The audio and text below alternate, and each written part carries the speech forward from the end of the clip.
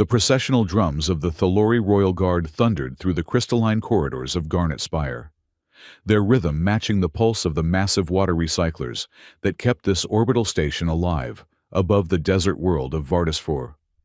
Avery Cole pressed himself against the observation deck railing, watching the ceremony unfold 3 levels below. The Intergalactic Water Exchange Festival was supposed to be a celebration of cooperation, but to Avery, it felt more like watching vultures circle a dying animal. "Spectacular view, isn't it?" A voice beside him made Avery turn.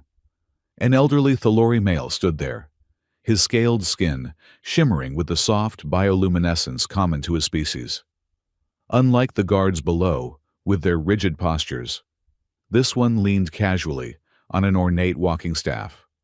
"Yulin Tor," the elder introduced himself, extending a webbed hand in the human fashion. "Cultural liaison for Her Majesty's court. And you are—" "Avery Cole, logistics engineer with the Relief Corps." Avery shook the offered hand, noting how Yulin's grip was surprisingly firm, despite his apparent age. "Just here to observe the water treaties get signed." "Observe." Yulin's large eyes crinkled with what Avery had learned was the Thalori equivalent of a smile. "A logistics engineer who just happens to be at the galaxy's most important water summit. How curious." Before Avery could respond, the crowd below erupted in coordinated cheers. Queen Saris Aelith had emerged from the royal pavilion, and even from 3 levels up, her presence was commanding. The young monarch moved with fluid grace, her ceremonial robes flowing like liquid starlight. But it was her tail that drew gasps from the assembled dignitaries, a magnificent appendage that glowed with patterns of blue and gold bioluminescence, sweeping behind her like a comet's trail. "First time seeing a Thalori royal?" Yulin asked, noting Avery's stare. "First time seeing any Thalori queen," Avery admitted. "The tail is sacred," Yulin finished. "Those patterns you see, they're not just decorative. The royal tail contains specialized sensory organs that can detect electromagnetic fields, atmospheric pressure changes, even the emotional states of those nearby. It's what makes the Thalori monarchs such effective negotiators. They can literally feel the room." Avery watched as Queen Saris paused at each delegation, her tail swaying in hypnotic patterns. When she reached the Hydraflow Consortium's platform, Avery noticed a subtle change. The bioluminescent patterns flickered, dimming slightly. "She senses something," Yulin murmured, his own smaller tail twitching with concern. The Queen's personal guard, distinguished by their coral red armor, shifted positions almost imperceptibly. Avery's years in disaster response had taught him to recognize the signs of a security team going on alert. His hand instinctively moved to his belt, where he usually kept his emergency toolkit, finding only empty space. Station security had confiscated it at the entry checkpoint. The ceremony continued, but Avery couldn't shake the feeling that something was wrong. He'd felt it since arriving at Garnet Spire 2 days ago. The water merchants were too confident, their smiles too wide. The Frontier World representatives looked haggard, desperate. And the Aquanet representatives, the AI consortium that managed water distribution across 40 worlds, hadn't shown their faces at all. "Your Majesty," the herald's voice boomed through the station speakers. "The merchants of Cassiopeia Sector present their tribute of purified glacier water from the peaks of Theron Prime." A hover platform glided forward, bearing a massive transparent cylinder filled with water, so pure it seemed to glow. The Queen approached it, her tail sweeping forward in what Yulin whispered was a gesture of formal acceptance. That's when Avery saw it. A maintenance drone, no bigger than his fist, had separated from the swarm performing routine hull inspections outside. It moved with purpose, its trajectory calculator clearly malfunctioning. Or was it Avery's mind raced through the calculations? The drone's path would take it directly through the ceremony space, its micro-cutting laser active. "Security!" Avery shouted, already vaulting over the railing. He hit the level below hard, rolling to absorb the impact, then sprinted toward the spiral ramp leading down. The guards were reacting, but they were focused on ground-level threats, not looking up. The drone accelerated, its laser flickering to life. Not powerful enough to kill, but certainly enough to cause chaos. Maybe injure someone. Definitely disrupt the ceremony. And if that water sample got contaminated or destroyed. Avery burst onto the ceremony floor, just as the drone dove. Queen Ceres had turned at the commotion. Her tail extended behind her, as she'd been examining the water tribute. The drone's trajectory would take it right through that magnificent, glowing appendage. Without thinking, Avery lunged. His body slammed into the queen's tail, shielding it with his own mass as the drone screamed overhead. Its laser traced a burning line across his shoulder blade, the smell of singed fabric and flesh filling the air. He wrapped his arms around the tail protectively, feeling the strange texture, not quite scales, not quite skin, but something that pulsed with warmth and life. The drone crashed into a decorative fountain, sparking and dying in a shower of expensive electronics. Guards swarmed the area, weapons drawn, but everything else had gone impossibly still. Avery became aware of several things simultaneously. First, the entire crowd was staring at him in absolute silence. Second, Queen Ceres had turned to look at him with an expression of utter shock, her luminous eyes wide. Third, his hands were still wrapped around her tail, and beneath his palms. He could feel what were unmistakably sensory nodes, private, intimate structures that no non-Thalori was ever supposed to touch. "Oh, shit," Avery whispered, immediately releasing his hold and stumbling backward. "Your Majesty, I'm so sorry. I didn't mean to—" "You touched the royal tail," someone in the crowd gasped. "He shielded it," another voice corrected, "with his own body." Queen Ceres raised one delicate, webbed hand, and the murmuring ceased.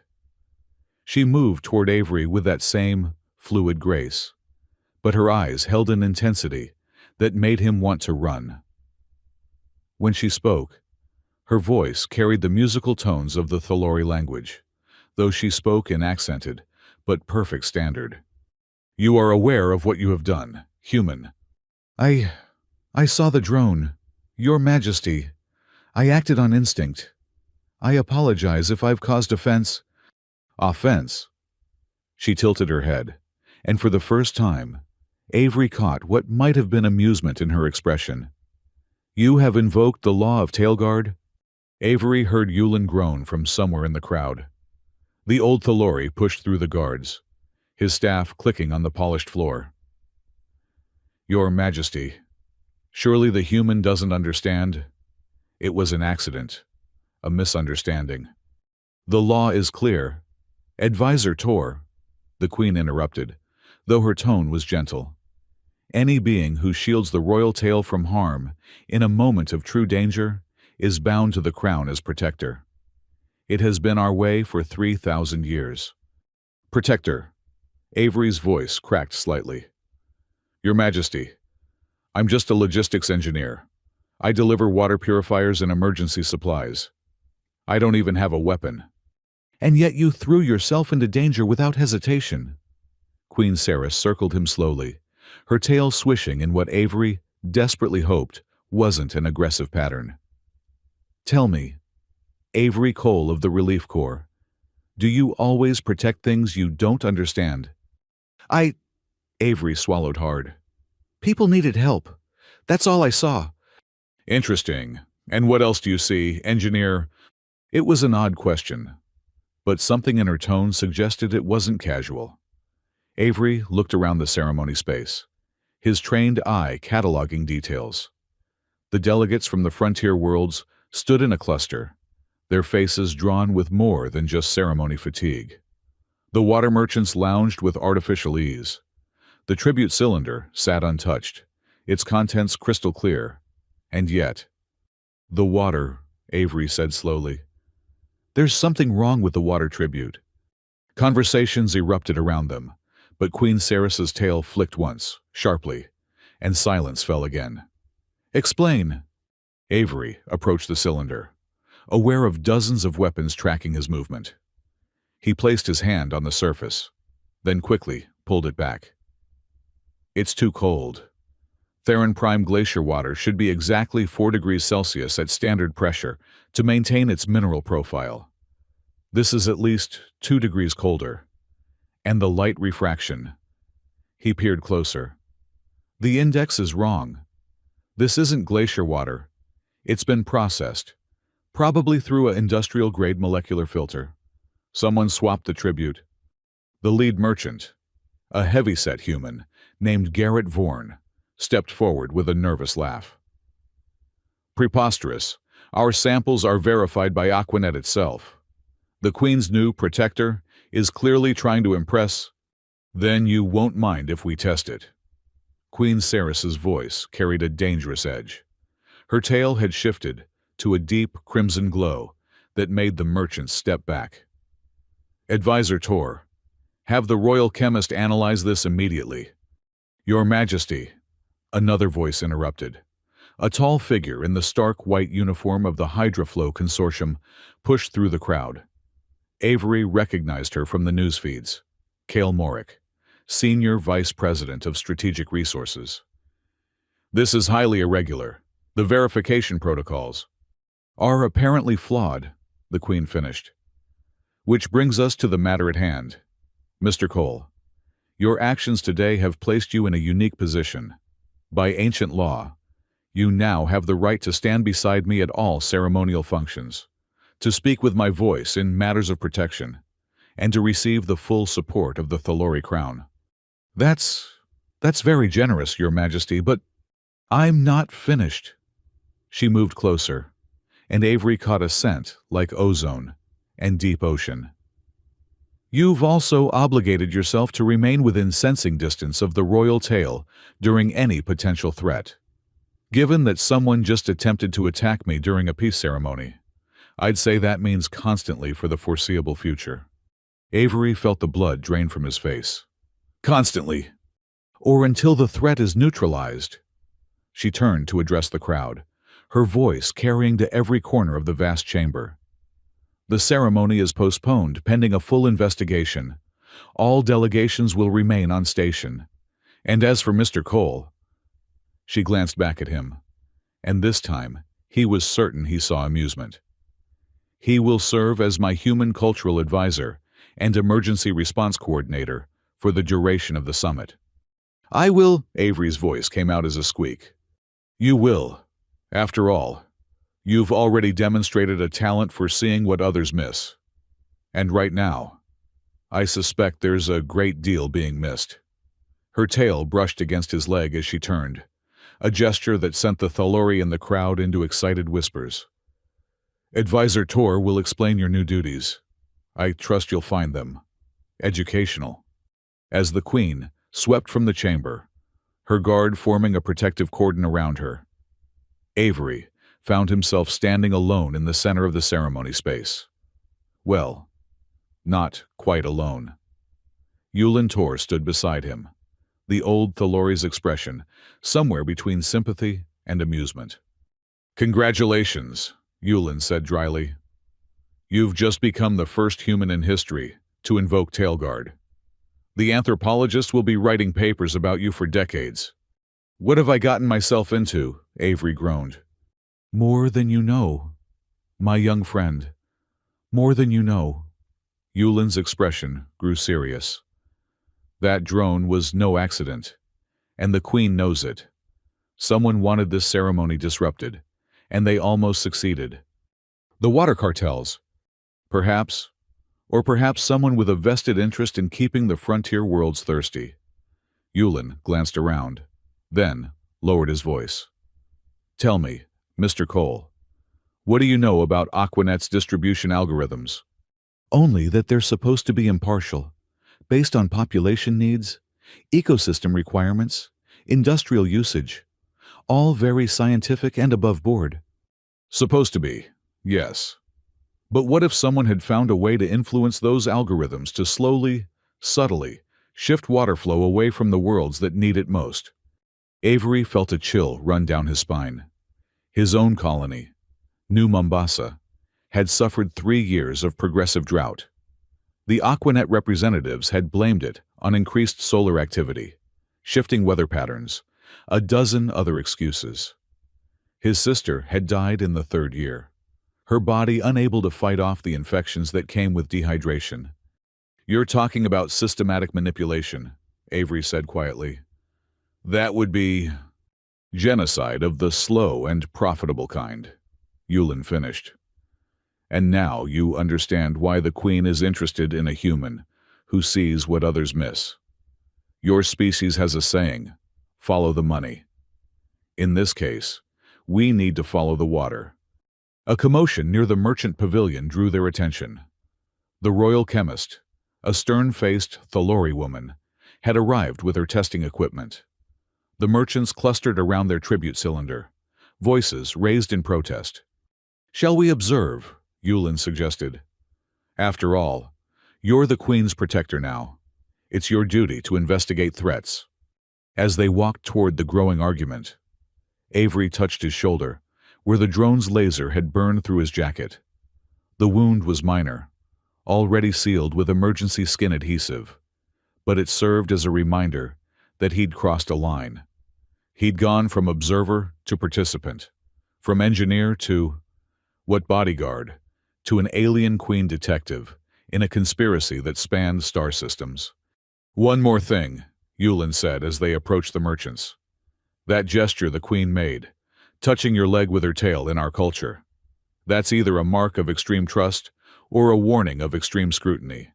Sometimes both." "Which do you think it was?" Yulin's tail swished in what Avery was learning to recognize as the Thalori equivalent of a shrug. "With Her Majesty, always assume both. It's safer that way."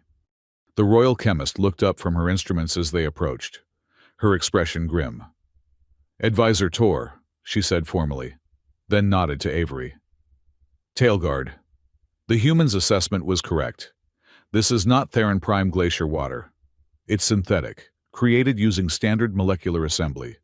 Technically pure, but missing all the trace elements that make Theron water valuable for terraforming." "That's impossible," Vorn sputtered. "Our entire shipment was verified." "By Aquanet," Avery interrupted. "The same Aquanet that hasn't sent a single representative to this summit. Doesn't that strike anyone else as odd?" The merchants exchanged glances. Kale Morick from Hydroflow stepped forward, her expression carefully neutral. "Aquanet operates through distributed algorithms. Physical presence isn't necessary. For a water distribution AI that affects 40 billion lives during the most important summit in a decade," Avery shook his head. "In disaster response, we have a saying absence is data too. What is Aquanet hiding?" "You dare question Aquanet?" Morick's voice rose. "A human who's been here all of 3 days? A human who just stopped an attack on the Queen," Yulin interjected smoothly, "and who now speaks with her authority in matters of protection. I'd say that gives him considerable latitude to ask uncomfortable questions." Before Morick could respond, Avery's emergency communicator buzzed. He glanced at it, expecting a message from his relief corps supervisor, demanding to know why he'd just tackled alien royalty. Instead, the display showed a priority alert from the station's water processing center. "What is it?" Yulin asked, noting his expression. "Pressure drop in the primary distribution node. Could be routine maintenance or..." Avery was already moving, his disaster response instincts taking over. "Or someone's about to make their next move. We need to get to the processing center, now." As they rushed from the ceremony hall, Avery caught a glimpse of movement in the observation gallery above. A figure in a dark coat watching their departure with interest. For just a moment, their eyes met, and Avery felt a jolt of recognition he couldn't quite place. Then, the figure melted back into the shadows, and they were running through Garnet Spire's crystalline corridors toward whatever crisis awaited. Behind them, the merchants argued with the royal chemist, their voices echoing off the vaulted ceiling. The fake water tribute sat abandoned, its synthetic contents glittering under the ceremonial lights, like a prophecy of disasters to come. And somewhere in the royal quarters, Queen Ceres Aelith stood at her window, tail swishing in complex patterns as she watched the desert planet turn below. Her newest protector had proven more perceptive than she'd hoped. Now, she just had to keep him alive long enough to uncover the truth. The game, as her ancestors would say, was properly begun. The water processing center's emergency klaxons wailed through Garnet Spire's lower levels as Avery and Yulin burst through the security checkpoint. The guards, recognizing Yulin's court insignia, waved them through without question. The main control room was in chaos, technicians scrambling between terminals, emergency lights bathing everything in hellish red. "What's the situation?" Avery demanded, his disaster response training kicking in automatically. A harried Thalori engineer looked up from her console. "Pressure drop in distribution node 7. We're losing 12,000 liters per minute." "Sabotage." "Unknown. The node's in the restricted maintenance sector. Security feeds are down." Avery was already moving toward the emergency equipment locker. "I need a hazard suit and a toolkit. Yulin, contact the Queen. Tell her yourself," a familiar voice said from the doorway. Queen Ceres Aelith stood there, having somehow arrived without fanfare. She'd changed from her ceremonial robes into a practical jumpsuit that did nothing to diminish her regal bearing. Her tail glowed with patterns Avery was beginning to recognize as highly alert. "Your Majesty," Avery started, "this area isn't secure." "Which is precisely why I'm here." She moved past him to study the control displays. "Show me the affected systems." The engineer pulled up a holographic schematic. Node 7 sat at a crucial junction, feeding water to the station's refugee quarters, where thousands of frontier world evacuees waited for transport. Without it, they'd have maybe 6 hours of reserves. "Classic targeting," Avery muttered. "Hit the most vulnerable. Create a crisis. Force concessions during the chaos." "Your background is showing, Mr. Cole," the Queen observed. "How many crises like this have you seen?" "Too many." Avery sealed the hazard suit. Memories of New Mombasa flooding back. The riots when the water rations were cut. His sister's face, gaunt and fevered. "Your Majesty, with respect, you should return to the secure levels. If this is another attack, then my protector will protect me." Her tone brooked no argument. "Besides, my tail can sense electromagnetic anomalies your equipment might miss. We go together." Yulin sighed. "I'll coordinate from here. Try not to invoke any more ancient laws, young man."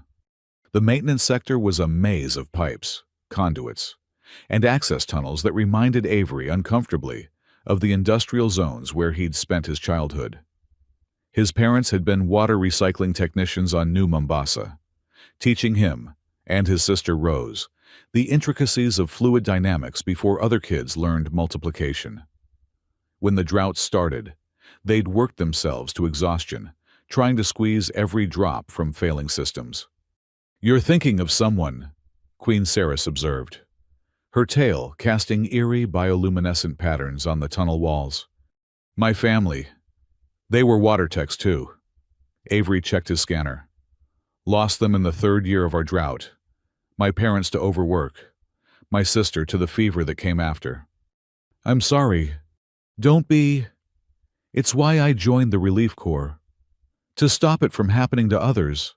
He paused at a junction, studying the pipe configurations. "Your Majesty, can your tail sense any unusual energy patterns?"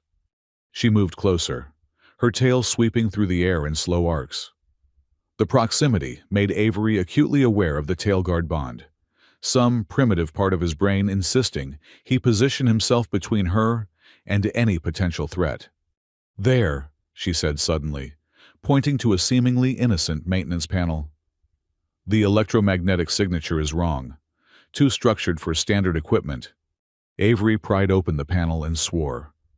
A device the size of his palm was attached to the pipe control system, its display counting down. Not a bomb. Too small. But something worse. Flow disruptor, he explained, pulling out his tools. It sends ultrasonic pulses through the pipes, creating cavitation bubbles. Looks like normal pressure loss until the bubbles collapse and destroy the pipe walls from the inside. Can you stop it? Maybe. His hands moved quickly, years of field experience guiding them. But Your Majesty, this is professional work, military grade. Whoever did this. The attack came without warning. A figure in maintenance coveralls dropped from an overhead conduit, weapon raised. Avery reacted on instinct, spinning to put himself between the attacker and the queen. The shock baton caught him in the ribs, sending him to his knees. But he'd bought enough time. Queen Ceres moved like water, her tail whipping around to strike the attacker's legs.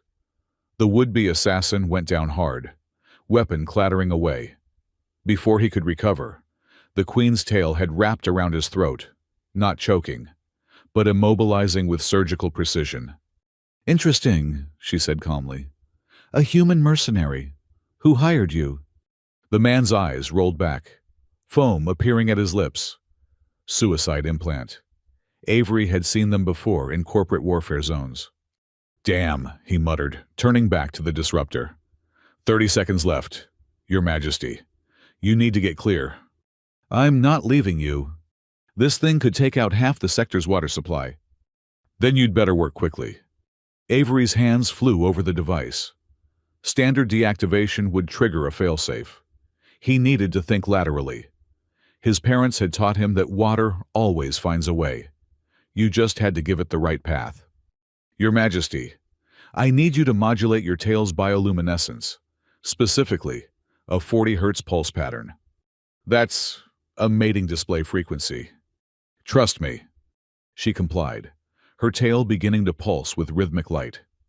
The disruptor's sensors, designed to detect any electromagnetic interference, locked onto the pattern.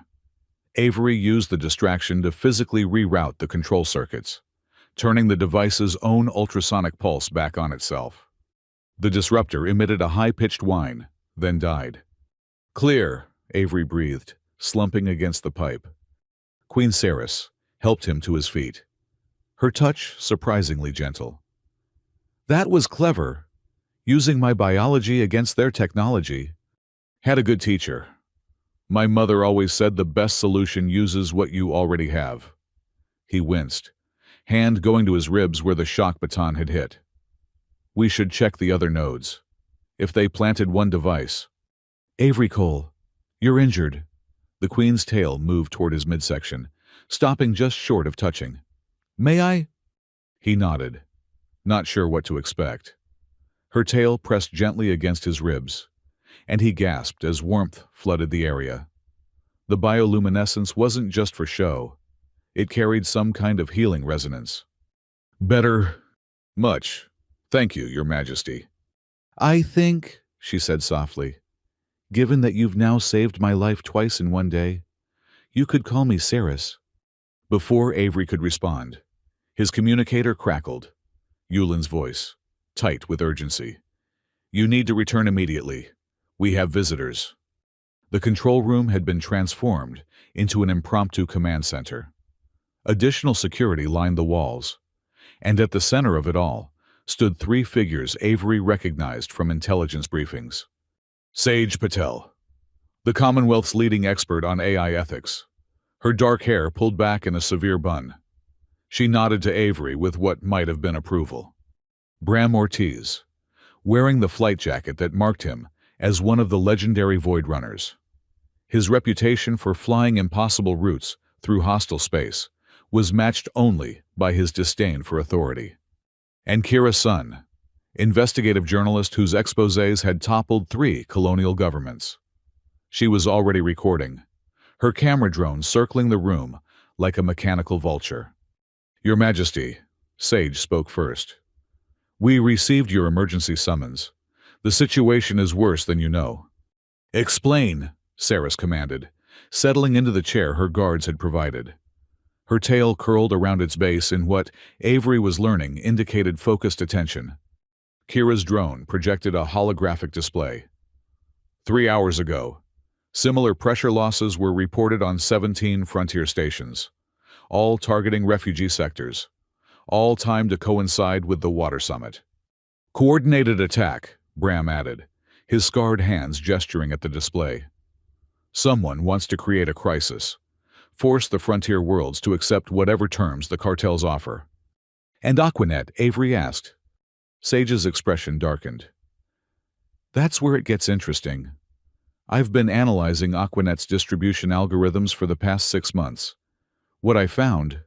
She paused, pulling up lines of code. Hidden subroutines. Weighted variables that shouldn't exist. Someone's been modifying the AI's core programming. To do what? To gradually shift water resources from the frontier to the core worlds. It's been happening for years, disguised as optimization, but recently, the changes have accelerated. Avery felt his blood run cold. The droughts. They weren't natural.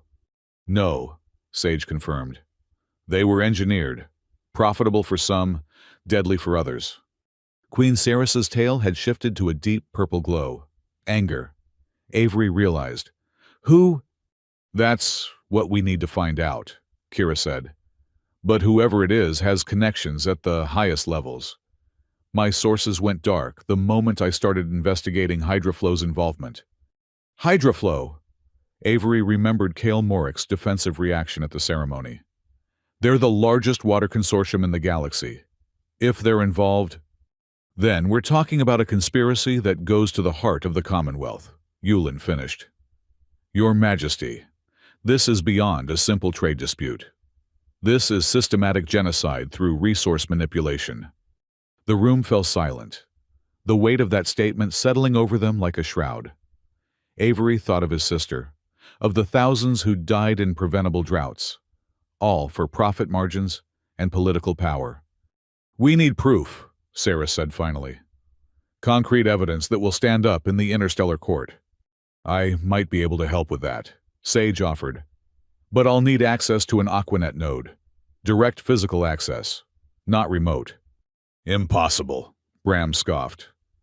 Those nodes are better guarded than military installations. Not all of them. Avery pulled up his own datapad. There's a maintenance node in the old industrial sector, officially decommissioned, but I noticed power readings when we passed it earlier. If someone's using it for unofficial access, then that's our way in, Kira finished, her eyes gleaming with the prospect of a story. When do we go? We don't, Sarah said firmly.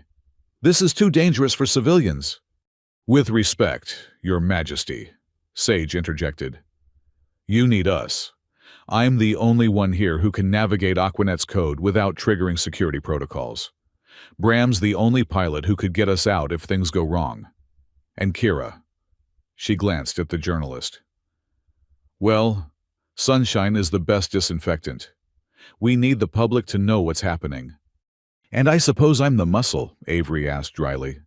You're the one who thinks like both an engineer and a disaster responder, Yulin observed. You see problems and solutions others miss, like that business with the water tribute. Ceres was quiet for a moment, her tail weaving complex patterns as she thought. Finally, she stood. Very well, but we do this my way. Avery, as my tail guard, you'll coordinate the team.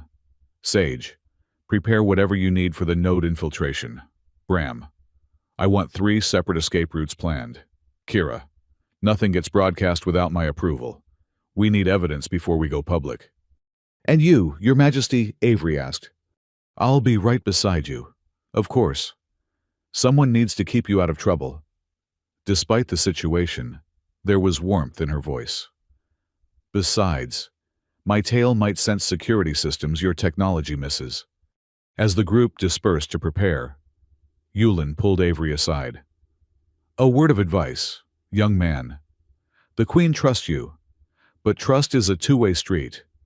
Whatever you're not telling us about your past with Hydraflow, now would be the time to share. Avery stiffened. I don't know what you mean. Don't you? You recognize their operating procedures immediately. You know their technology.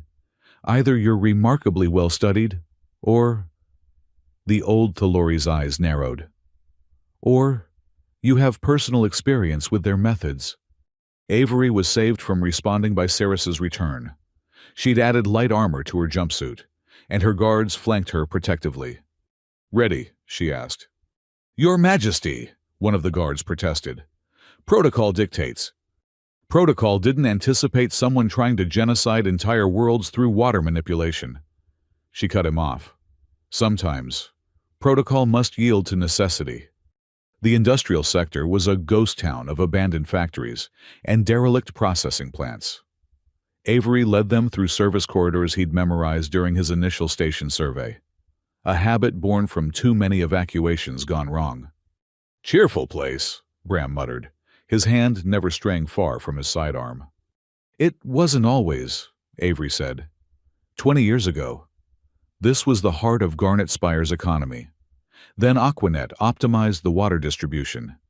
Industries couldn't afford the new rates. They moved to the core worlds where water was mysteriously cheaper. "The pattern repeats," Sage observed. "Drive out the locals. Buy up the infrastructure at bankruptcy prices. Control the resources." They reached the maintenance node without incident, which only made Avery more nervous. In his experience, the easy approach usually meant someone wanted you there. The node looked derelict from the outside, but Avery's scanner showed active power draws. Sage connected her equipment to an external port, her fingers flying over holographic interfaces. "I'm in," she announced. "Firewall's already been compromised. Someone's been using this as a backdoor for months. Can you trace who?" "Working on it. Kira. Document everything. This code is elegant and horrifying. Whoever wrote these modifications understood Aquanet better than its original programmers." Queen Ceres moved closer to the access terminal, her tail sweeping the air. Suddenly, she stiffened. "Something's coming. Multiple presences. Electromagnetic signatures consistent with combat armor." "Trap," Bram said simply, already drawing his weapon. "We need to go. Now." 60 seconds, Sage pleaded. "I almost have the authentication keys." "We don't have 60 seconds, Avery argued, but Sage was already lost in the code. The first mercenaries rounded the corner 30 seconds later. Professional, coordinated, armed with military-grade weapons. Not station security, private contractors. "Shield wall," Ceres commanded, and her guards snapped into formation. Energy shields bloomed to life, covering Sage as she worked. The firefight was brief, but vicious. Avery found himself fighting beside Bram, the pilot's combat experience complementing his own disaster-honed instincts. Ceres's tail whipped through the air, its bioluminescent patterns somehow interfering with the mercenaries' targeting systems. "Got it," Sage yelled. "I have the data." "Then we're leaving," Avery decided. "Bram, this way." The pilot led them through a hole he'd blasted in a ventilation grate. They crawled through dusty ductwork as energy bolts sizzled past the entrance. They emerged, 3 levels down, in a water reclamation plant that actually was abandoned. Sage immediately began analyzing the stolen data, while Kira documented their injuries and the attack. "This is it," Sage breathed. "Transaction logs, algorithm modifications, and, oh my." "What?" Ceres demanded. "The authorization codes. They're from inside the Commonwealth Council. Someone at the highest levels of government has been directing this." "Who?" Avery asked, though part of him already suspected. Sage pulled up a name, and Avery's blood ran cold. "Councillor Drake Halvern, chair of the Resource Management Committee, and according to these logs, primary shareholder in a shell company that owns 30% of Hydroflow." The pieces were falling into place. The coordinated attacks, the protection of Hydroflow's interests, the targeting of frontier worlds that just happened to oppose Halvern's political agenda. "We need to get this to the Commonwealth Judiciary," Kira said, already composing her story. No, Sarah said quietly. First, we secure the evidence. Then we prepare our case. Halvern has resources we can't match in a direct confrontation. We need to be smarter. The summit, Avery suggested. Day after tomorrow, all 40 worlds will be represented. If we present this evidence there, publicly, Halvern can't bury it. He'll try to stop us, Bram warned. Let him try, Sarah said, her tail glowing with determined patterns. He's forgotten something important about the Thalori. We have very long memories, and we protect our own. She looked at Avery as she said it, and he felt something shift in his chest. The Tailguard bond was more than ceremony, he realized. It was becoming something real. As they made their way back to secure territory, Avery's communicator buzzed with an encrypted message.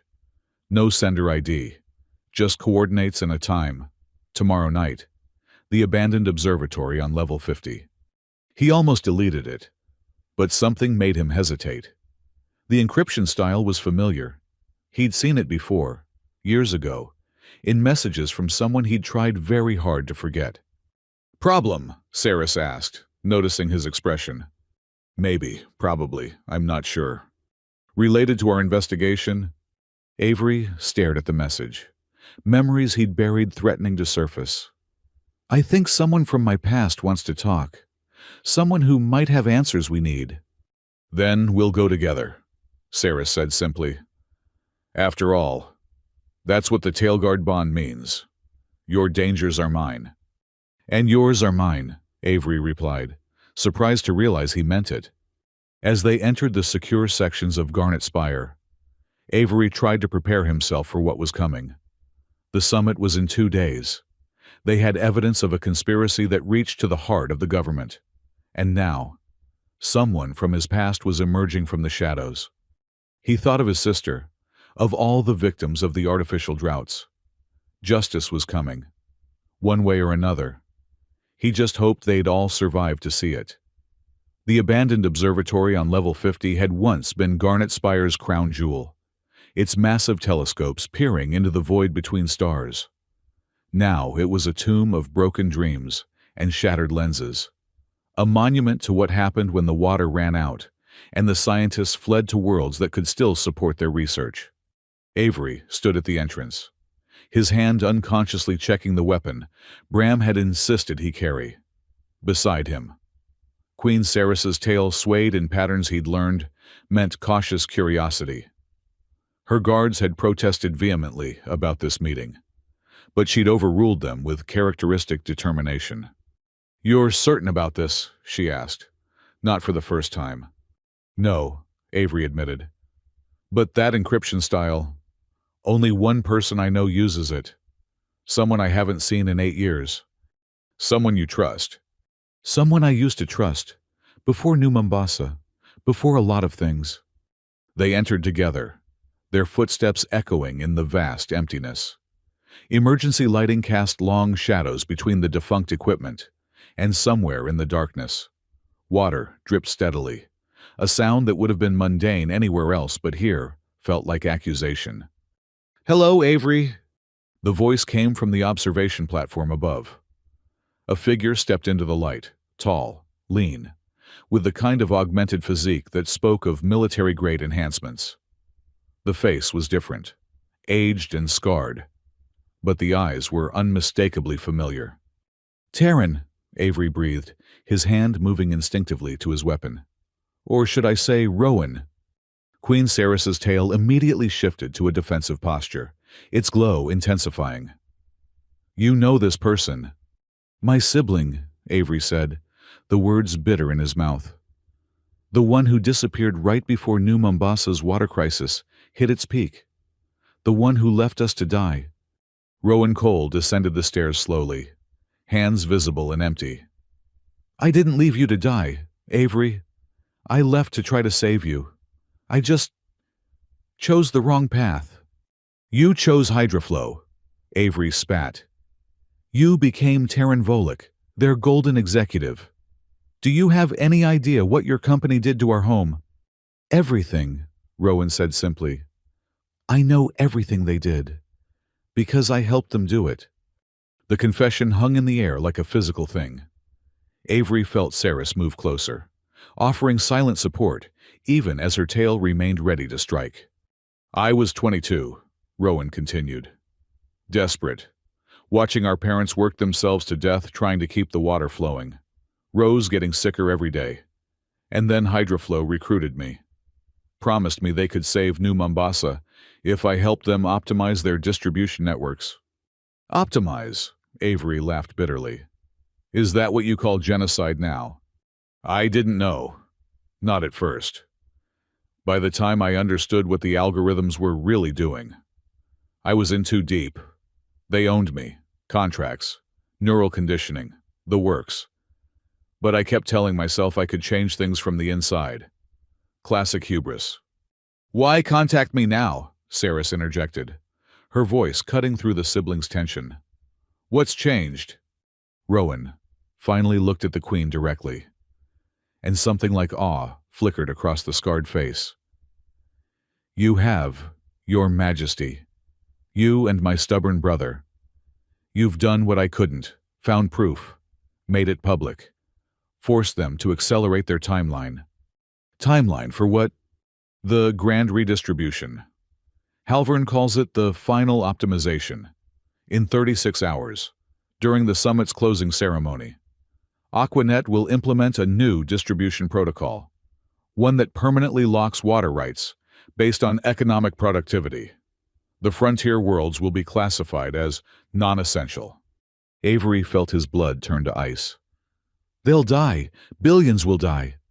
Unless someone stops it. Rowan pulled out a data crystal, holding it like an offering.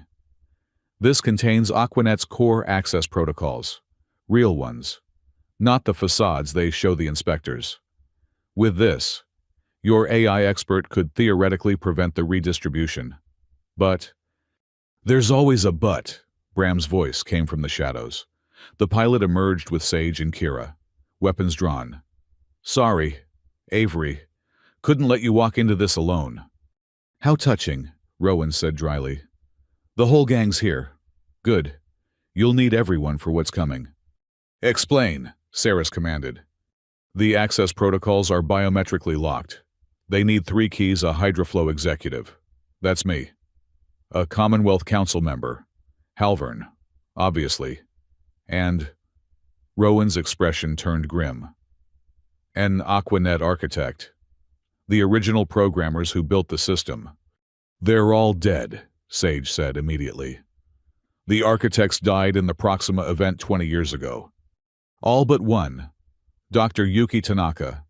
She's been in cryogenic suspension on Halfern Station, dying of a rare neurological disorder. Hydroflow's been keeping her alive as insurance, in case they ever needed to completely rebuild Aquanet. Avery processed this, his mind racing. So we need to somehow get you, an unwilling Halvern, and a dying scientist in the same place with Aquanet access. Essentially, yes. Which is why I'm here. I can't do this alone anymore. I've tried to be clever, tried to work the angles, and all I've done is enable more death. Rowan's voice cracked. I couldn't save Rose. I couldn't save our parents. But maybe we can save everyone else. This could be a trap, Kira observed, her camera drone circling Rowan suspiciously. It probably is, Rowan agreed. Halvern knows I've been having doubts. He's had me watched. Coming here burned my last bridges. So either you trust me, or we all watch the frontier burn in 36 hours. Avery looked at his sibling, really looked. Saw the exhaustion, the weight of years of compromise and guilt. He'd carried his own anger for so long, but now, faced with the person he'd blamed for everything, he found it harder to sustain. Show me, he said finally. Show me you mean it. Rowan nodded and rolled up a sleeve, revealing a sophisticated neural implant. Without hesitation, Rowan pressed a sequence that made the implant spark and die. Hydroflow command protocols. Just severed my last link to their systems. I'm nobody now. Just your screwed-up older sibling asking for a second chance. Avery, Sarah said softly, her tail brushing his arm. The choice is yours. But decide quickly. We're running out of time. He closed his eyes, thinking of Rose, of his parents, of all the worlds that would suffer if they failed. When he opened them, his decision was made. All right, we do this. But on my terms. No more lies, no more manipulation. You want redemption, earn it. Thank you, Rowan whispered. Don't thank me yet. Sage, can you work with these protocols? The AI expert studied the data crystal through her portable scanner. It's legitimate, quantum encrypted, but legitimate. Give me 6 hours and proper equipment. I can build an intervention program, but we still need those other 2 keys. Halfern Station is 12 hours by fast courier, Bram calculated. I can get us there in 8 if we don't mind burning out the engines. And Halvern, leave him to me, Sarah said, her tail shifting to patterns Avery recognized as predatory satisfaction. The summit's formal dinner is tomorrow night. All council members are required to attend. It would be terribly unfortunate if his drink was contaminated with a Thalori neural paralyzer. Your Majesty, Yulin's voice came through their communicators. I cannot officially endorse drugging a Commonwealth councillor. Then it's fortunate I'm not asking for your endorsement, old friend. Simply your discretion. What about Aquanet itself? Kira asked. Even with the keys, we need physical access to a primary node. The real ones, not the maintenance backdoors. Rowan had an answer for that too. There's a primary node hidden in the Commonwealth Council chambers. Emergency access for exactly this kind of situation. Halvern showed it to me once, proud of how they'd hidden it in plain sight. So we need to break into the most secure building on the station, drug a counselor, and hack the galaxy's water distribution system, all while a dying scientist helps us from a cryopod. Avery rubbed his temples. Just another day in disaster response. We should split up, Sage suggested. One team to retrieve Dr. Tanaka, another to handle Halvern and the node access. No, Sarah said firmly. We've seen what happens when we divide our forces. We stay together. Bram, prepare your ship. We'll retrieve Dr. Tanaka first, then return for the summit dinner. As they prepared to leave, Rowan caught Avery's arm. I need to tell you something about Rose. Avery stiffened. What about her? She knew. At the end, she knew what I was doing. I called her, tried to explain. She said... Rowan's voice broke. She said she forgave me. Said you would too. Eventually. That you always were the better one of us. She was delirious. The fever? No. She was lucid. More than lucid. She made me promise to find you when I found the courage to do the right thing. Took me 8 years, but here I am. Avery couldn't speak past the sudden tightness in his throat. Saris's tail wrapped gently around his wrist, offering comfort without words. The flight to Halfern Station passed in a blur of preparation. Sage worked on her intervention program while Bram pushed his ship to its limits. Kira interviewed Rowan, getting the full story of Hydroflow's corruption on record. And Avery found himself in the observation lounge with Saris, watching stars streak past at near light speed. You're troubled, she observed. Shouldn't I be? My sibling is responsible for thousands of deaths, maybe millions. And yet you chose to trust. That takes strength. Or stupidity. Perhaps. But I've learned something about humans in our time together. Your capacity for forgiveness is matched only by your determination to protect others. It's admirable. Avery looked at her, really seeing her for the first time as more than an alien queen he'd accidentally bonded with. The way her bioluminescent patterns shifted with her emotions, the grace in every movement, the fierce intelligence behind those luminous eyes. Saris, he began, then stopped, unsure how to continue. Yes.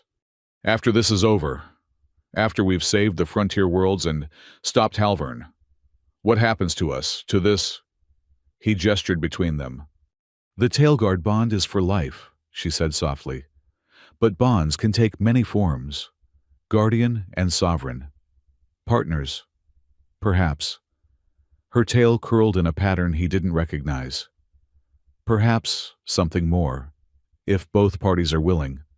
Before Avery could respond, alarms began blaring. Bram's voice crackled over the intercom. We've got Company 3 hydroflow interceptors on approach vector. The observation lounge suddenly felt very exposed. Avery grabbed Saris, pulling her away from the viewports, just as laser fire streaked past. They found us, Rowan said grimly, appearing in the doorway. Halvern must have been tracking me despite the implant removal. Can we outrun them? Avery asked. Not in this bucket, Bram's voice replied, but I've got a few tricks left. The ship lurched violently, artificial gravity struggling to compensate. Avery found himself pressed against Saris, her tail wrapping around them both for stability. Even in the chaos, he was acutely aware of her proximity, the way her bioluminescence pulsed in sync with her heartbeat. Hold on, Bram shouted. This is going to get bumpy. The ship dove suddenly, using Halfrin Station's gravity well to slingshot around its mass. The interceptors followed, but Bram had timed it perfectly. As they came around the station's far side, he fired the emergency thrusters, sending them careening toward the docking bay at dangerous speeds. Brace for impact. They hit the docking bay's emergency capture field hard, the ship groaning under the strain. But they were alive and inside the station's protective envelope. Everyone intact, Bram called out. Define intact, Avery groaned, untangling himself from Saris. We need to move fast, Rowan urged. Those interceptors will have troops. They'll storm the station. Then we'd better find Dr. Tanaka quickly, Sage said, already gathering her equipment. Halfrin Station was a medical facility, one of the few neutral zones in Commonwealth space. The staff looked alarmed as the group rushed through, but Saris's royal status got them past most checkpoints. The cryogenic ward was in the station's heart, protected by multiple layers of security and ethical protocols. The administrator, a stern-faced human woman named Dr. Sarah Hendricks, was not impressed by royal titles. I don't care if you're the queen of the galaxy, she stated flatly. I cannot allow you to disturb a patient in critical suspension without proper authorization. Dr. Hendricks, Avery stepped forward. In approximately 30 hours, a change to Aquanet's protocols will condemn billions to slow death by dehydration. Dr. Tanaka is the only person alive who can help us stop it. Now, you can either help us or explain to those billions why you prioritized paperwork over their lives. That's not possible. Aquanet has safeguards. Show her, Avery told Sage. The AI expert projected the data they'd collected. Dr. Hendricks's face went pale as she absorbed the implications. Dear God, she whispered, this is real? Very real, Saris confirmed. And we're running out of time. Hendricks made her decision. Follow me. But understand, Dr. Tanaka is dying. The neurological degradation is advanced. Even if we wake her, she might not be coherent. The cryobay was cathedral quiet, filled with the soft hum of life support systems. They found Tanaka's pod in the secured section, her status readouts showing minimal neural activity. Can we communicate with her without full revival? Sage asked. There's a neural interface protocol, Hendricks admitted reluctantly. But it's risky. Direct mind-to-machine connection in her condition. I'll do it, Avery said immediately. No, Rowan interrupted. I'll do it. This is my mess. Let me take the risk. You're not trained in neural interfacing, Sage pointed out. Neither is Avery. But I have hydroflow augmentations. They're designed for exactly this kind of connection. Before anyone could protest further, alarms began wailing. Kira's drone feed showed hydroflow soldiers entering the station. Do it, Saris commanded. We'll hold them off. The connection process was disturbing to watch. Rowan lay on a medical chair as Hendrix and Sage attached neural leads. The moment the connection established, Rowan's body went rigid. In the digital space between minds, Rowan found Yuki Tanaka's consciousness, fragmented but still brilliant, like a shattered mirror reflecting genius. "Who disturbs my dying?" her voice echoed in the void. "Dr. Tanaka, I'm Rowan Cole. We need your help. Aquanet is being corrupted." "Aquanet?" The fragment stirred, coalescing slightly. "My child. My greatest work. What have they done to my child?" Rowan shared the data, the evidence of manipulation. In the digital space, Tanaka's fury was incandescent. "Monsters. They've perverted everything I built. Give me access. Let me see current code. We need your biometric key for the core protocols." "Yes. Yes. Take it. Take everything. But promise me. Fix my child. Make it what it was meant to be. Water for all. Life for all." "I promise." The biometric data transferred just as the first explosions rocked the cryobay. Hydroflow soldiers had arrived. "Get Rowan," Avery shouted, laying down covering fire with the weapon he'd sworn he'd never use again. Cirrus's tail whipped through the air, its bioluminescent patterns creating a disorienting strobe effect that confused the soldiers' targeting systems. Her guards formed a protective wall, energy shields blazing. "I've got the data," Sage announced. They retreated through the station, medical staff fleeing the crossfire. Bram had the ship prepped and running, but the docking bay was swarming with hydroflow troops. "Ideas?" Avery asked, reloading. "Just one," Bram grinned. "Everyone hold on to something." He triggered the ship's emergency purge, venting atmosphere through the cargo bay. The sudden decompression sent hydroflow soldiers flying, their mag boots unable to compensate for the violence of the escaping air. They launched immediately, leaving Halfern Station's chaos behind. But their problems were far from over. "Rowan's not responding," Sage reported. "The neural connection did something. Heart rate's erratic, brain activity spiking randomly." Avery knelt beside his sibling, old anger finally giving way to desperate concern. "Come on, don't do this. Not when we're so close." Ceres placed her tail over Rowan's forehead, the bioluminescence pulsing in careful patterns. "Thalori healing resonance. It might help stabilize the neural pathways." Long minutes passed. Then Rowan's eyes fluttered open. Did we get it?" "We got it," Avery confirmed, relief flooding through him. "Good. Because I saw her memories. Tanaka's. She knew this day would come. Built a backdoor into Aquanet's core. Something she called the Conscience Protocol. If we can activate it, it would restore the original programming," Sage finished, eyes wide with possibility. "Override everything Halvern's done." "Then that's our plan," Ceres decided.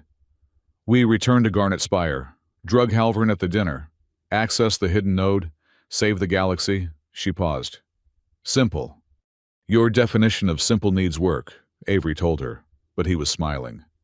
As they raced back toward Garnet Spire and the waiting summit, Avery found himself thinking about redemption, about second chances, about the courage it took to admit you were wrong and try to make it right.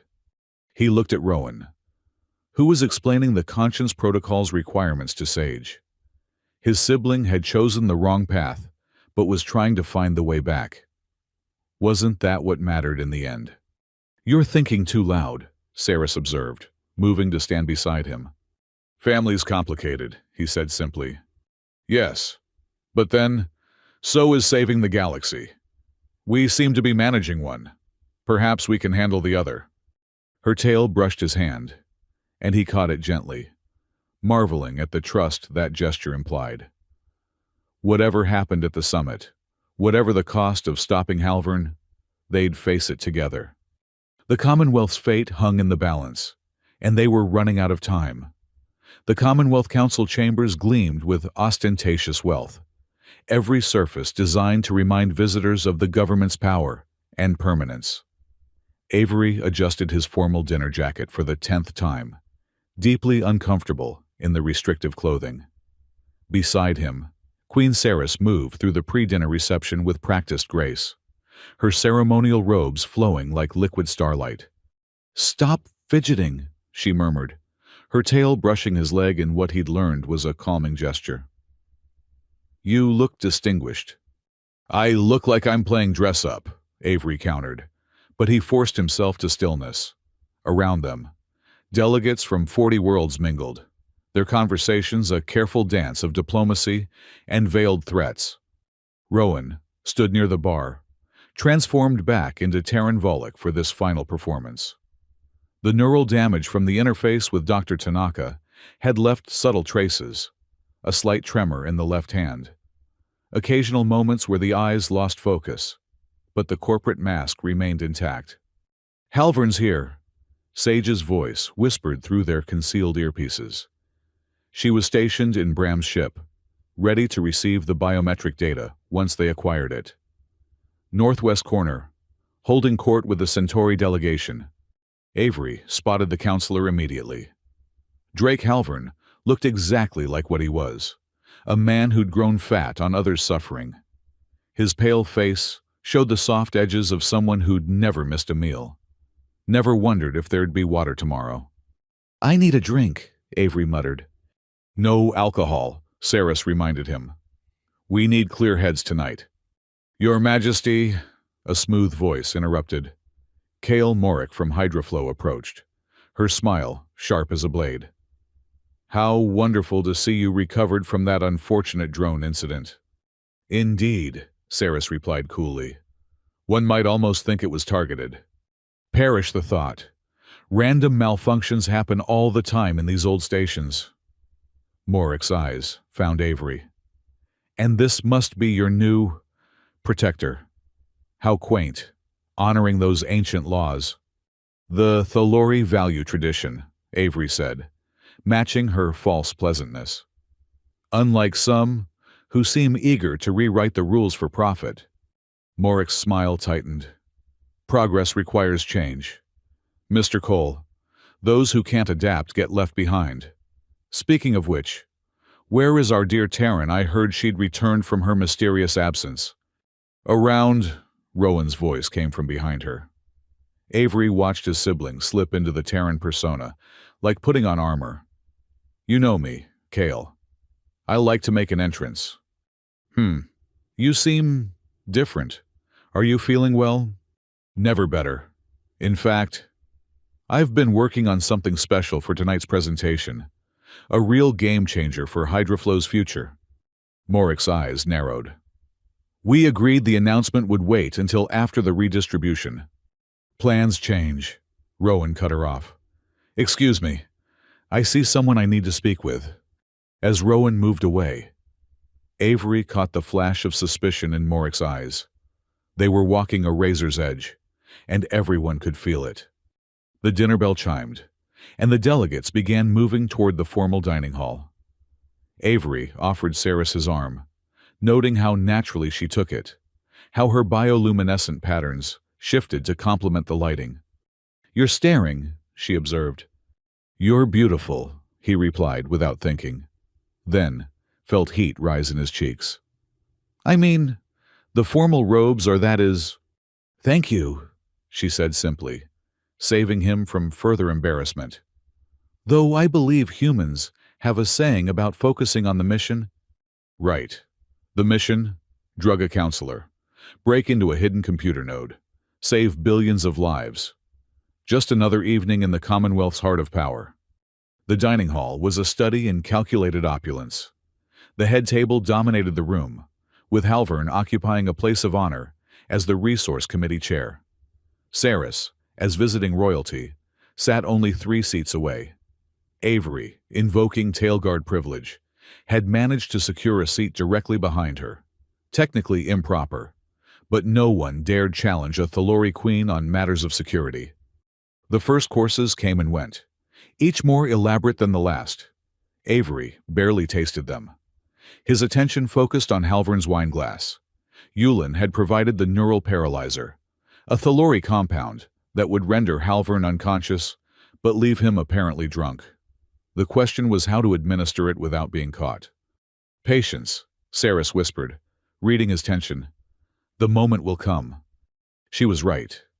As the evening wore on and the wine flowed freely, Halvern grew more animated, gesturing broadly as he held forth on resource management philosophy. During a particularly emphatic gesture, he knocked over his glass, sending expensive wine cascading across the pristine tablecloth. "Clumsy of me," Halvern laughed, seemingly unbothered as servants rushed to clean the mess and pour fresh wine. This was their chance. In the confusion, Avery moved. He'd practiced the motion 100 times in his mind. A stumble, a brush of contact, the tiny ampule crushed against the stem of Halvern's new glass as he pretended to steady himself. "Terribly sorry," Avery mumbled, playing the awkward bodyguard perfectly. "Watch yourself," Halvern snapped, but he was already reaching for the glass. Avery returned to his position, heart hammering. Saris's tail found his hand under the table, squeezing gently. Now they waited. The paralyzer was fast-acting but subtle. Within 10 minutes, Halvern's words began to slur. 15, and he was swaying in his seat. At 20 minutes, he slumped forward, face landing in his dessert. "Good heavens!" someone exclaimed. "Is he all right?" "Had too much wine, by the looks of it," another delegate observed with poorly hidden satisfaction. Many had suffered under Halvern's policies. "Someone should take him to his quarters," Cale Morrick suggested, though her expression was calculating. "Make sure he's comfortable." "I'll handle it," Rowan volunteered. "After all, he's been such a supporter of Hydraflow. It's the least we can do." 2 guards helped carry the unconscious counselor out, with Rowan leading the way. Avery counted to 30, then leaned toward Saris. "I need to use the facilities," he said loudly enough for others to hear. "Then go," she replied, playing her part perfectly. "But don't dawdle. The evening's presentations begin soon." Avery left through the service entrance, following the route they'd memorized from stolen schematics. The Commonwealth Council building was a maze of corridors and security checkpoints. But the dinner had drawn most personnel to guard duty in the main halls. He found Rowan and the others in Halvern's private office. The counselor was laid out on his ornate couch, breathing steadily but completely unconscious. Kira had her drone documenting everything while Sage prepared her equipment. "How long do we have?" Avery asked. "Maybe 40 minutes before someone comes looking," Rowan estimated. "The presentation's scheduled to run at least that long." "Then let's move." The hidden node was exactly where Rowan had promised, behind a false wall triggered by a specific sequence on Halvern's personal terminal. As the panel slid back, revealing a state-of-the-art quantum processing unit, Sage actually gasped. "This is military grade. Beyond military grade. No wonder they could manipulate Aquanet without detection." "Can you access it?" Avery asked. "With the 3 biometric keys, absolutely. But I'll need all 3 authenticated simultaneously." She began setting up her equipment. "Rowan, you first." Avery watched his sibling place a hand on the scanner. Green light confirmed the Hydraflow executive authentication. 1 down. Getting Halvern's biometrics while he was unconscious proved trickier. The scanner wanted active neural patterns, not the dormant readings of a drugged mind. It took Sage 15 precious minutes to bypass that requirement using the neural data she'd recorded from Tanaka. "That's 2, she announced. "Now for Dr. Tanaka's key." This was the moment of truth. The data they'd retrieved at such cost would either work or doom them all. Sage initiated the transfer, and they held their breath. "Green light. All 3 keys accepted." "I'm in," Sage breathed. "Full access to Aquanet's core systems. Initiating the Conscience Protocol." The screens around them erupted with cascading code. Avery couldn't follow the technical details, but he understood the progress bars slowly filling. The original Aquanet programming was reasserting itself, purging years of malicious modifications. "It's working," Sage reported.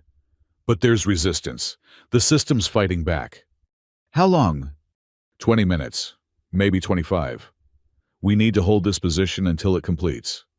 That's when the alarm started. So much for 40 minutes, Rowan muttered. Morik must have been suspicious. The office doors burst open. Hydroflow security poured in, weapons raised. But they weren't alone. Behind them came Commonwealth peace officers. And behind them, Saris. Avery stared as the Queen swept in, her guards forming a protective formation. You didn't think I'd let you have all the fun. She moved to his side, tail already glowing with defensive patterns. Besides, someone needed to keep the delegates distracted. Amazing how a sudden medical emergency can disrupt a schedule. Your Majesty. One of the peace officers stepped forward, clearly torn between duty and diplomacy. This is a restricted area. I must ask you to do nothing, a new voice commanded. Counselor Adelaide Thorne entered, her austere face set in determined lines. As chair of the Ethics Committee, I'm invoking emergency oversight protocols.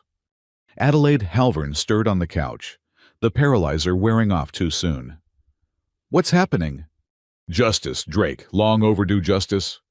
Cale Morik pushed through the crowd, her corporate composure finally cracking. This is illegal. You can't simply break into Commonwealth systems. Actually, we can... Kira interrupted, her drone projecting holographic evidence for all to see. When those systems are being used for genocide. Ladies and gentlemen, may I present the real Aquanet algorithms, the ones condemning billions to death for profit. The room erupted in chaos. Some security forces tried to advance. Others held back, uncertain. Halvern was on his feet now, face purple with rage. Shut it down, he roared. Shut it all down now. 15 minutes, Sage called out, never looking up from her screens. Just give me 15 more minutes.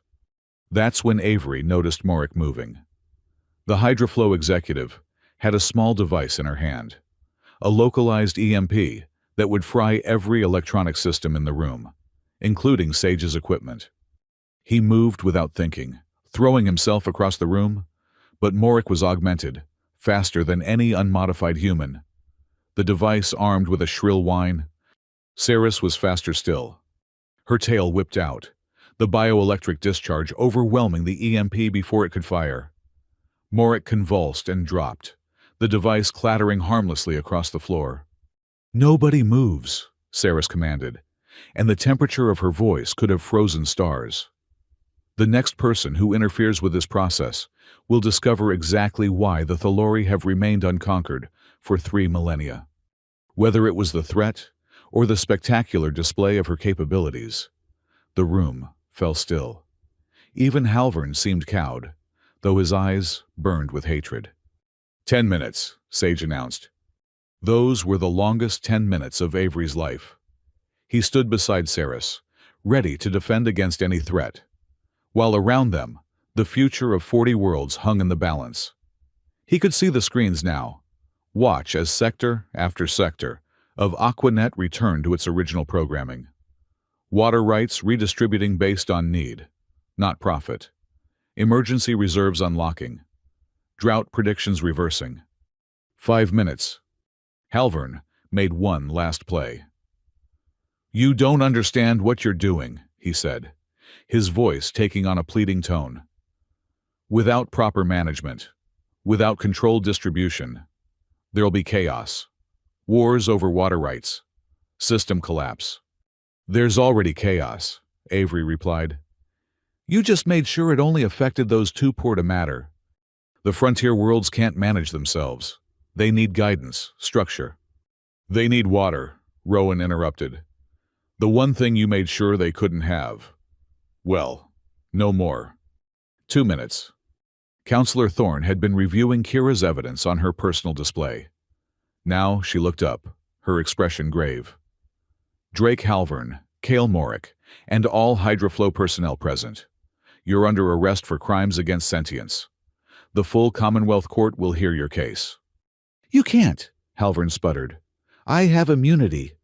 Had, Thorn corrected. Past tense. Your immunity was predicated on faithful execution of your duties.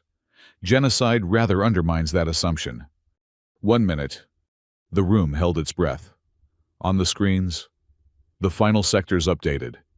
Emergency alerts began flooding in from frontier worlds as their water supplies suddenly surged back to sustainable levels. The relief, the joy in those messages was palpable. Done, Sage announced, sagging with exhaustion. The Conscience Protocol is fully implemented. Aquanet is restored to its original parameters. It won't last, Halvern said desperately.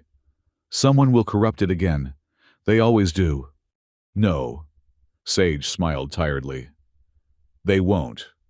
Dr. Tanaka was brilliant. The Conscience Protocol doesn't just restore the system. It implements quantum encryption that would take the heat death of the universe to break. Aquanet is finally, truly incorruptible. The arrests that followed were almost anticlimactic. Halvern and Morik were led away, along with a dozen co-conspirators. Kira's broadcast went live across the galaxy, showing everything: the evidence, the restoration, the hope returning to dying worlds. In the quiet that followed, Avery found himself alone with Saris and Rowan in the office. His sibling looked older somehow, worn down by the weight of what they'd done. So what happens now? Avery asked. Now I face trial, Rowan said simply. I'll testify. Tell them everything about Hydroflow's operations. Maybe it'll help. Maybe it won't. But Rose would want me to try. Rose would want you to live, Avery corrected. To do better. Be better. Think I can... Yeah, Avery said and meant it. I think you can... Rowan left then, in the custody of Commonwealth officers who'd granted a request to avoid restraints. A small dignity, but an important one. You did well, Saris told him once they were alone. Your sister would be proud. Maybe. I hope so. Avery slumped against the desk, exhaustion hitting him all at once. Is it really over? This crisis? Yes. But there will be others. There always are. She moved closer, her presence comforting. The question is, what will you do next? I should return to the Relief Corps. They'll need people to help manage the water surge, prevent flooding in areas that have been dry too long. Yes, you should do that. But I meant after. The Tailguard bond doesn't end with the threat's resolution. Avery looked at her. This remarkable being who'd upended his life in the most unexpected ways. What are you asking me, Saris? I'm asking if you'd consider a permanent position, not just as my protector, but as Commonwealth Special Envoy for Crisis Prevention. Someone who can see the patterns, stop the next Halvern before billions suffer. And we'd work together. Very closely, she confirmed. Her tail curling in that pattern he still didn't quite recognize, but that made his heart race, nonetheless. I need to think about it. Of course. Take all the time you need. She paused at the door. But Avery, don't take too long. The galaxy's full of problems, and I find I've grown quite fond of how you solve them. As she left, Avery touched the spot on his ribs where the shock baton had hit days ago. Saris's healing had left no scar, but he could still feel the warmth of her touch, the connection that went beyond mere ceremony or convenience. Outside, through the office's grand windows, he could see the stars. Somewhere among them, frontier worlds were celebrating their salvation. Children would drink clean water tomorrow because of what they'd done tonight. It wasn't perfect. Rowan would face justice. The transition would be chaotic. There would be those who'd try to find new ways to exploit the system. But for tonight, they'd won. They'd proved that compassion could triumph over greed, that ordinary people could stand against seemingly insurmountable power. And maybe, just maybe, he'd found something he hadn't been looking for, a purpose beyond disaster response, and a partner unlike any he'd imagined. The Tailguard bond was for life, Saris had said, as Avery stood there, watching the stars and thinking of blue-gold bioluminescence. He found he didn't mind that prospect at all. Tomorrow would bring new challenges. But tonight, water flowed freely to those who needed it most, and that was enough. That was everything. The rehabilitation center on New Geneva was nothing like the prisons Avery had expected. Gardens stretched between low buildings, and the sound of running water, freely flowing water, created a constant, soothing backdrop. He found Rowan sitting by an ornamental pond, watching koi swim lazy circles. "You came," Rowan said without looking up. "Did you doubt it?" Avery settled onto the bench beside his sibling. 6 months had passed since the summit. 6 months of testimony and trials, and the slow work of rebuilding trust. Every day, Rowan finally met his eyes. "The prosecution offered me a deal yesterday. Full immunity if I provide evidence on the Keller system contracts. Will you take it?" "No. I'm done with deals. Done with shortcuts." Rowan's left hand still showed the tremor from the neural interface, but the eyes were clearer than Avery had seen them in years. "I'll serve my time. Help rebuild what I destroyed. It's what Rose would want." They sat in comfortable silence, watching the fish. So much had changed since that night in the Commonwealth Chambers. The frontier worlds were thriving. Their water supplies, not just restored, but protected by international treaty.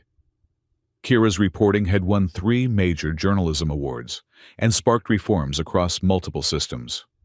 Sage had been appointed Chief Ethics Officer for all AI systems, ensuring nothing like the Aquanet corruption could happen again. "How's the Queen?" Rowan asked eventually. "Saris is well, busy with the new water treaties. She sends her regards." "And you still playing bodyguard?" "Special Envoy for Crisis Prevention. Actually," Avery couldn't hide his pride in the title. "We've stopped 4 potential resource conflicts in the last 6 months. Turns out, having someone who thinks like both an engineer and a disaster responder is useful in negotiations." "And the tailguard thing?" Avery felt heat rise in his cheeks. "Still in effect, permanently, actually. We had the ceremony last month." Rowan's eyebrows rose. "Ceremony?" "The bonding of souls ritual. It's complicated. But essentially, we formalized what was already true. Partners in everything." "Partners," Rowan repeated with a knowing smile. "Is that what you're calling it?" "Among other things." "Good. You deserve happiness, Avery. After everything, you deserve that." A chime from Avery's communicator interrupted them. Saris's image appeared, her bioluminescent pattern showing what he'd learned was affectionate concern. "I apologize for interrupting," she said, nodding respectfully to Rowan. "But we have a situation developing in the Meridian Cluster.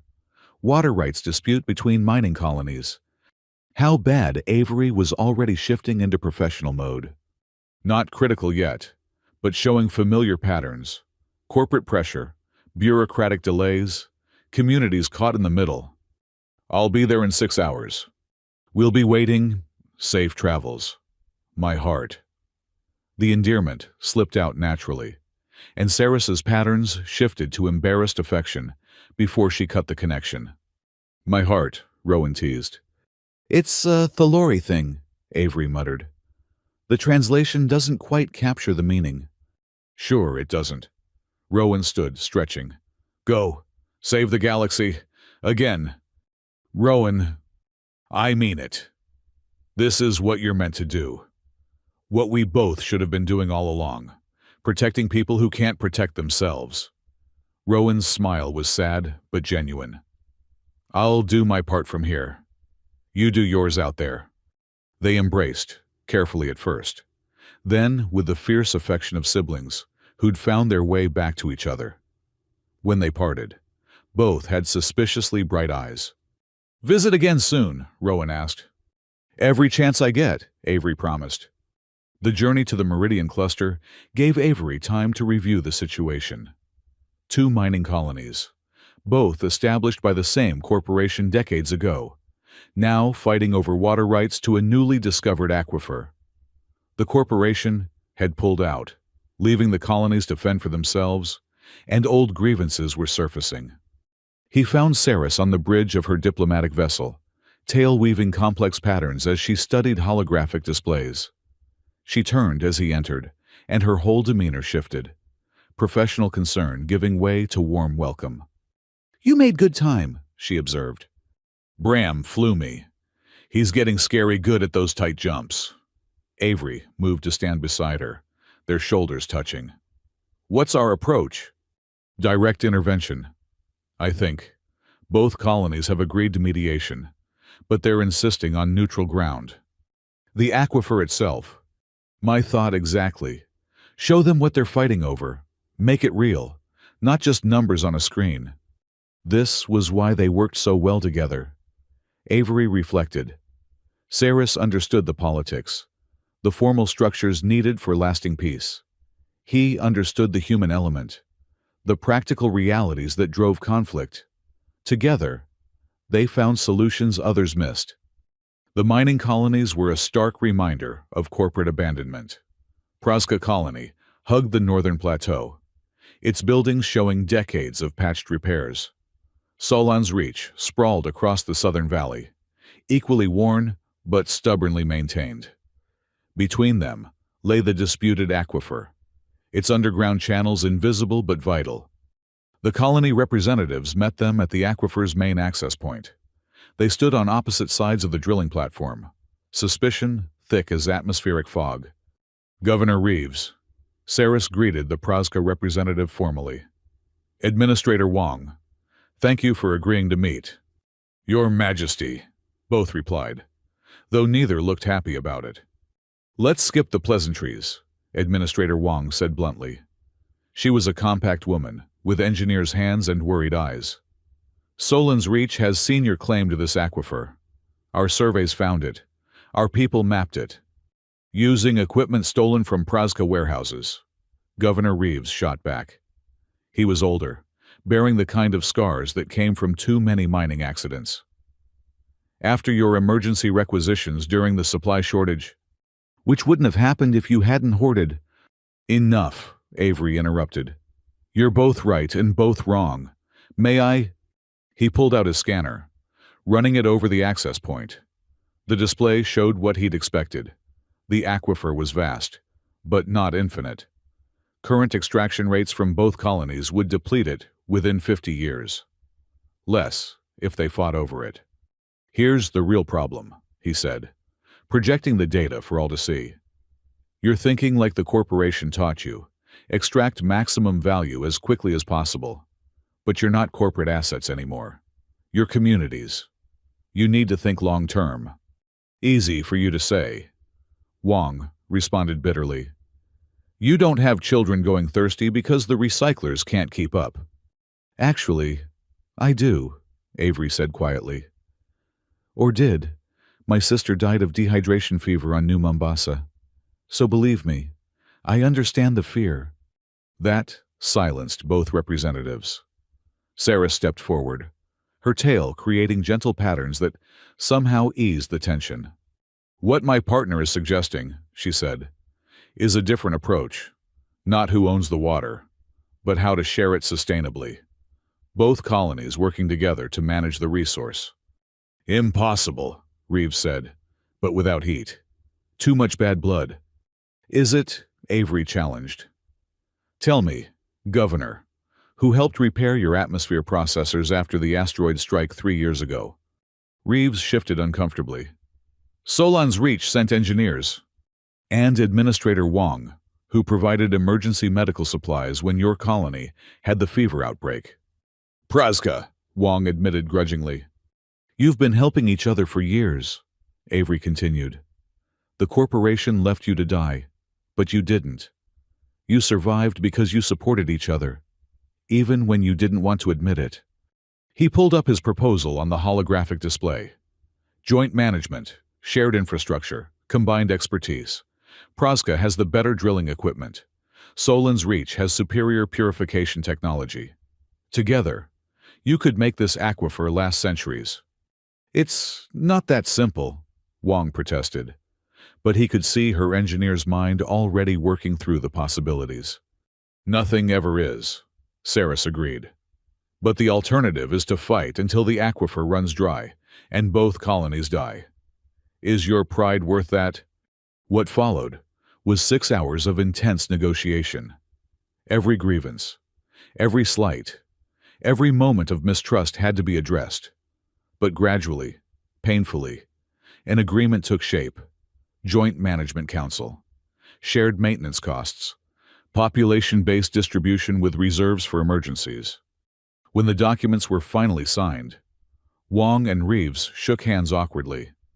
It wasn't friendship. That would take time. But it was a beginning. "Thank you," Reeves said quietly as the group dispersed. "Both of you. We couldn't see past our anger." "Anger's easy," Avery replied. "Building something better is hard." As the colony representatives departed, Saris moved closer to Avery, her tail wrapping gently around his waist. "You did well, using their history of cooperation against their assumptions of conflict." "We did well," he corrected. "I couldn't have managed the formal negotiations without you." "Perhaps, but I've been thinking." "Dangerous habit." She bumped him with her hip, a surprisingly human gesture she'd picked up. "I've been thinking about what you said, about long-term thinking versus extraction mindset." "What about it?" "It applies to more than water rights." She turned to face him fully, her patterns shifting to something he'd rarely seen, uncertainty mixed with hope. "The Tailguard bond, our partnership. I don't want it to be about extracting maximum value. I want to build something sustainable." Avery's breath caught. "Saris, what are you saying?" "I'm saying that among my people, there's another ceremony, one that goes beyond partnership or protection, the joining of lives. It would mean everything, shared future, shared purpose, shared family." Family. The word came out rougher than intended. "If you want. The Thalori can be quite creative about cross-species adoption, and there are always orphans from the frontier worlds who need homes." Her patterns shifted to vulnerable hope. "But only if you want. Only if you're ready to think that long term." Avery thought of Rose, of the family lost to corporate greed, of Rowan, slowly rebuilding from the ashes of bad choices, of this remarkable being who'd entered his life through an accident and become essential to his existence. "Yes," he said simply. "Yes to all of it." Her patterns exploded into joy, and she pulled him into an embrace that was awkward and perfect, and exactly them. "There will be challenges," she warned when they finally parted. "Cultural differences, political complexities. My advisors will have opinions." "When have we ever taken the easy path?" Avery asked. "Besides, I've gotten pretty good at handling complicated negotiations." "Indeed you have." She kissed him then, a soft press of lips that sent warmth through his entire body. "Shall we tell the others?" "In a moment." He held her close, looking out at the aquifer that would now sustain life instead of causing death. "I want to remember this. All of it." They stood together as the local sun set, painting the mining world in shades of gold and possibility. Tomorrow would bring new crises, new challenges to navigate. But tonight, water flowed freely to those who needed it. Former enemies were learning to be neighbors, and love grew in the most unexpected places. The communication from Yulin arrived as they prepared to leave.